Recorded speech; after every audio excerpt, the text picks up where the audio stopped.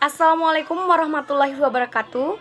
Saya Cynthia Oktaviani, NPM A1A021088. Saya dari Prodi Pendidikan Bahasa Indonesia.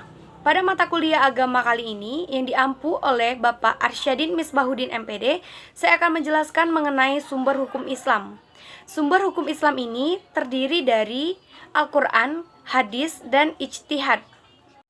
Sebelum saya menjelaskan mengenai sumber hukum Islam yang terdiri dari Al-Quran, hadis, dan ijtihad, terlebih dahulu saya akan menjelaskan mengenai sumber ajaran Islam.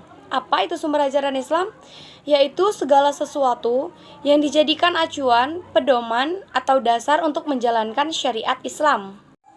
Saya akan menjelaskan sumber hukum Islam yang pertama, yaitu Al-Quran.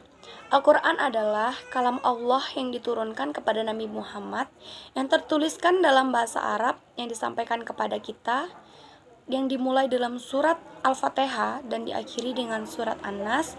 Al-Quran disebut juga sumber utama, karena wahyu Allah yang diberikan petunjuk, yang berisikan petunjuk dan pedoman hidup manusia yang bersifat untuk selamanya.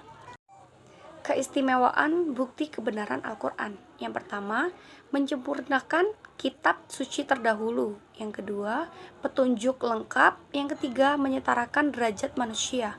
Yang keempat, janji dan ancaman sangat tepat. Seperti bagaimana? Seperti surga dan neraka. Bila mana jika manusia itu memiliki iman, dia dijanjikan akan masuk ke dalam surga. Dan jika tidak, dia akan masuk ke dalam neraka. Yang kelima, selalu menutup ayatnya dengan sifat-sifat Allah. Dan yang keenam, memberikan hak untuk memilih. Keutamaan mempelajari Al-Quran. Rasulullah SAW bersabda, barang siapa yang membaca satu huruf dalam Al-Quran, maka akan mendapatkan satu kebaikan. Sedangkan satu kebaikan dilipat gandakan menjadi 10 misalnya. Aku tidak mengatakan alif, lam, mim satu huruf, tetapi alif satu huruf, mim satu huruf, dan lam satu huruf. Hadis riwayat At-Tirmizi.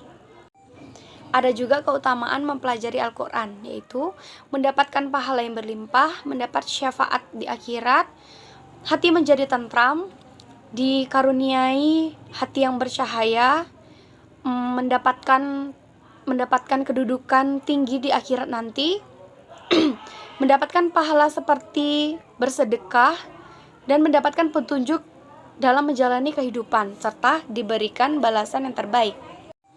Yang kedua yaitu hadis atau sunnah. Hakikat as-sunnah secara etimologi berarti cara, jalan yang ditempuh, tradisi atau ketetapan, baik dan buruk, terpuji atau tercela. Secara terminologi yaitu setiap yang datang dari Rasulullah SAW, kecuali Al-Quran, baik perkataan, perbuatan, ataupun ketetapan yang dapat dijadikan sebagai dalil dalam menetapkan hukum syariat Islam.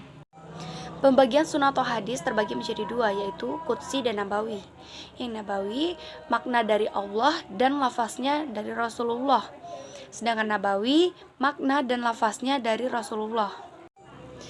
Kedudukan as-sunnah sebagai sumber hukum Islam, yaitu sumber hukum setelah Al-Quran. Mengapa? Karena tidak semua persoalan terdapat jawaban dalam Al-Quran, sehingga para ulama perlu merujuk dalam sunnah hadis.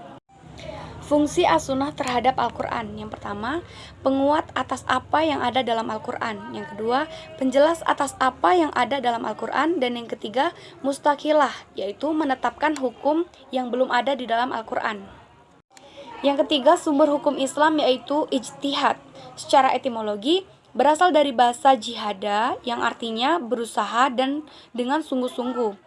Secara syar'i atau terminologi yaitu mengarahkan upaya serius untuk melakukan pengambilan hukum dengan dalil syariah. Terdapat juga fungsi ijtihad sebagai sumber hukum Islam. Yang pertama, al-rujuk atau kembali, yaitu mengembalikan ajaran Islam kepada Al-Quran dan as-sunnah dari segala interpretasi yang kurang relevan. Yang kedua yaitu ihfana, yaitu kehidupan, menghidupkan kembali bagian dari nilai dan semangat dalam tantangan zaman. Yang ketiga adalah al-inabah, yaitu pembenaran, memenuhi ajaran Islam yang telah diijtihad oleh ulama terdahulu.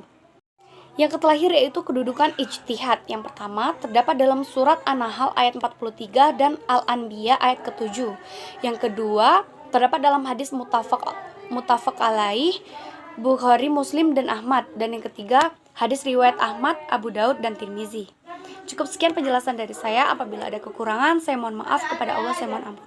Saya akhiri, wabillahi taufiq wal hidayah. Wassalamualaikum warahmatullahi wabarakatuh.